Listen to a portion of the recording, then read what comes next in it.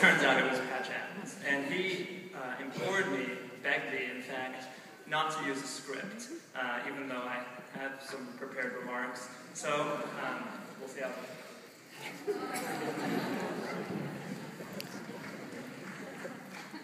As that story, I think, suggests, Patch is not your average physician. He is, in fact, well above average. He has spent the last 4 decades of his career personifying qualities of a physician that we will be striving for during our own careers.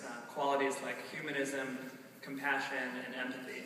Now, a lot of us know a little bit about Patch from seeing the film, which was released in 1998, creatively entitled Patch Adams. And we as a class were in high school at that time. The movie was released. In fact, probably the average age of our class was about 14 years old. Now, it's certainly possible that we were destined to become doctors at the age of 14, but it's also possible that a lot of us saw that movie and saw what joy a career in medicine can bring. So,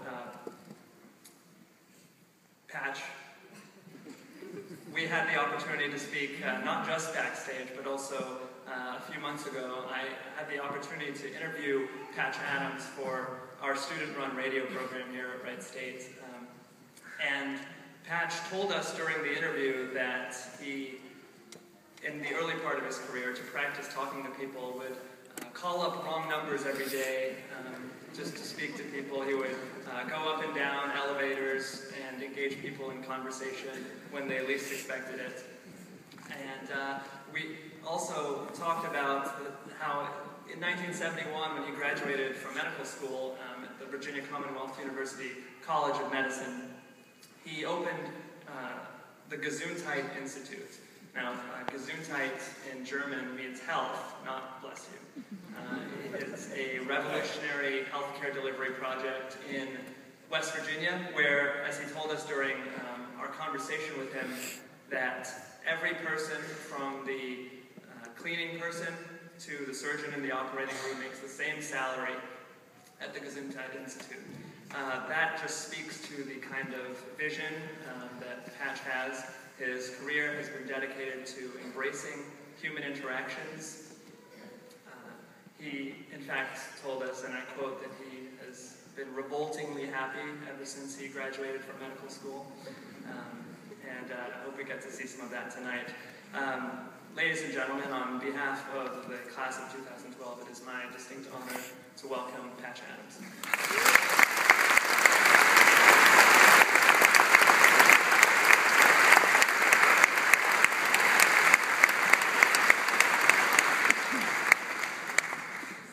Congratulations.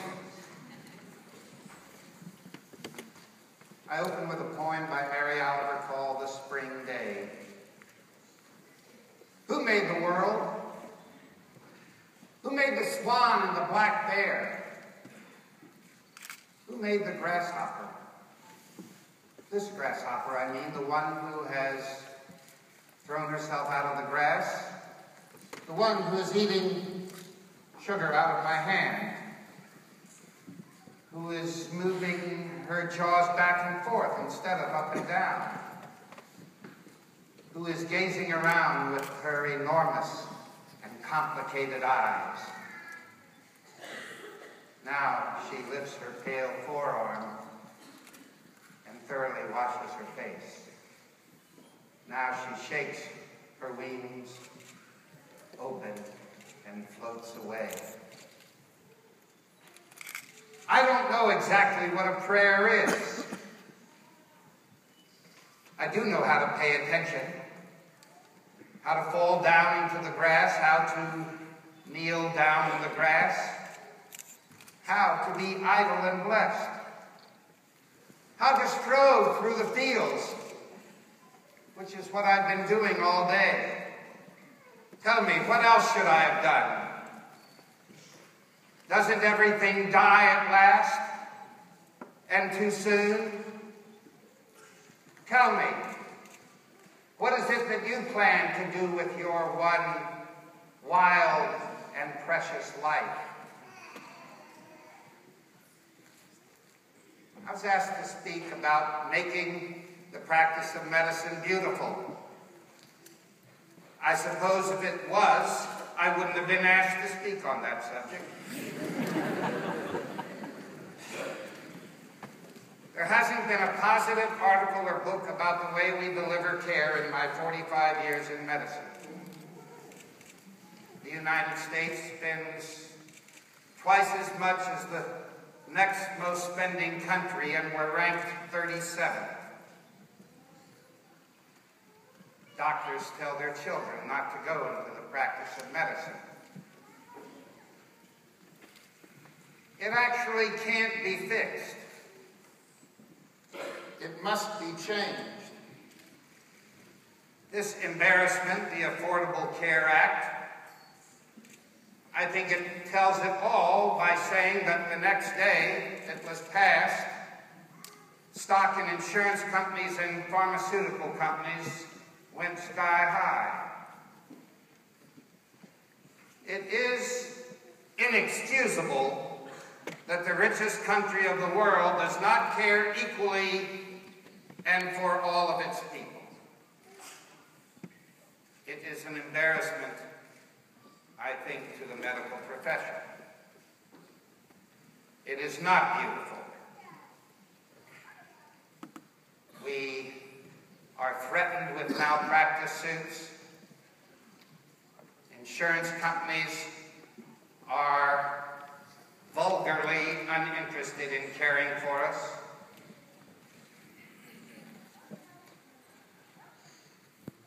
I correspond with medical students in 120 countries, and the thing they cry out most for is more time with patients. In Spain, where I've done a lot of lecturing, the average doctor gets 5 minutes with a patient. We get 7.8 minutes, and you can't actually be a doctor in that. You can be something. You can even be a really good something. The dullest person on the planet needs more of your time. The role that technology has in the practice of medicine, the quality of burnout, it is assumed you will burn out at the end of the day. Hierarchy that allows rude physicians all over the planet to walk into a nursing station and berate a ward clerk and a nurse, and everybody is silent.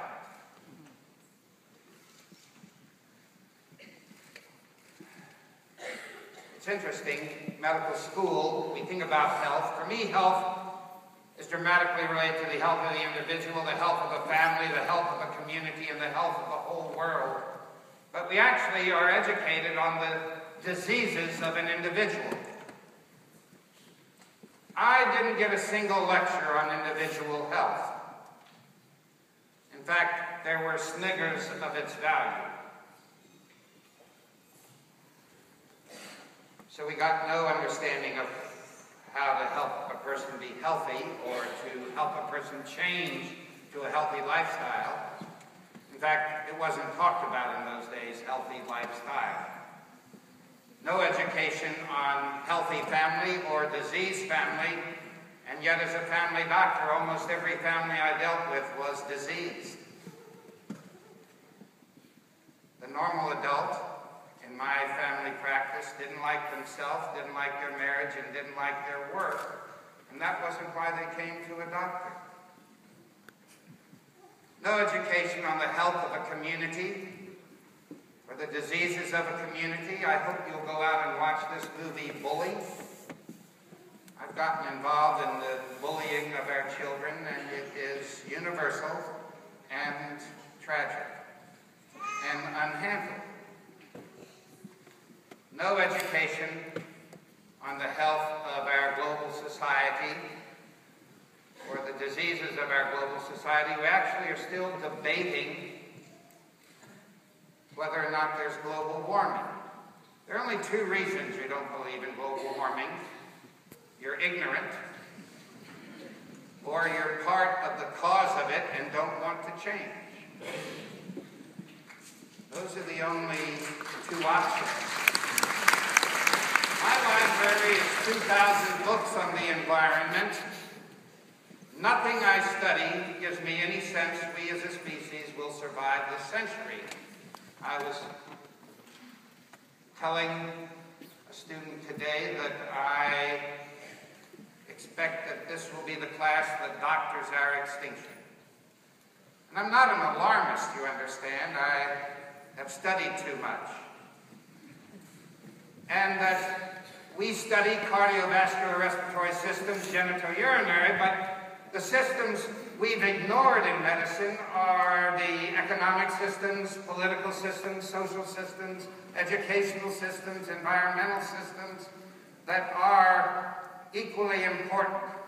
An example I like to give is with our current insurance system, and I've had many examples like this. A single mother with 3 children, the second child has asthma.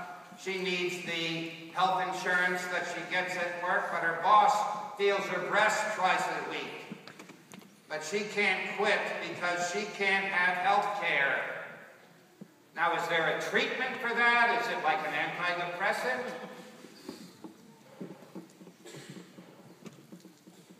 My interpretation of history is that for 5,000 years we've had a global value system that is nested in greed and power over. And that's why no political system in history has worked. Those who are most greedy and most powerful, they are in charge. The most vulgar expression, of course, is the modern form of market capitalism. It will be the cause of our extinction if we don't change from a global value system nested in compassion and generosity, which is what the speakers have been talking about. Loving. Loving everybody. As a health issue, loving everybody. A poem by Rumi, Middle Eastern poet. Conventional knowledge is death to our souls, and it is not really ours.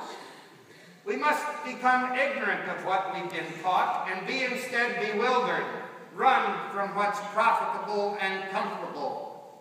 If you drink these liquors, you will spill the spring water of your real life. Forget safety. Live where you fear to live. Destroy your reputation. Be notorious. I've tried prudent planning long enough.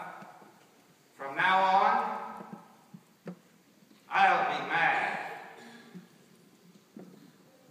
I entered medical school in 1967 as a nerd. I'm one of those nerds that never had to study. Everything was easy.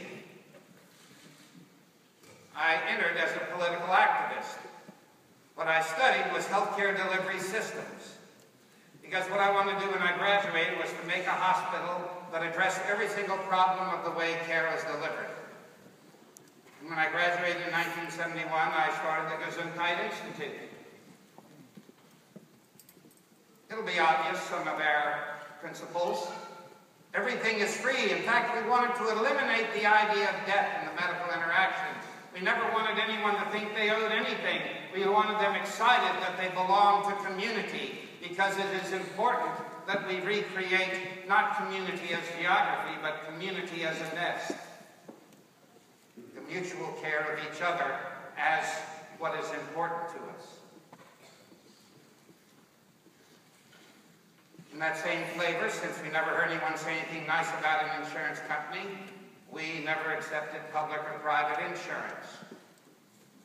We needed the right to make a mistake, so we're the only hospital to refuse to carry malpractice insurance.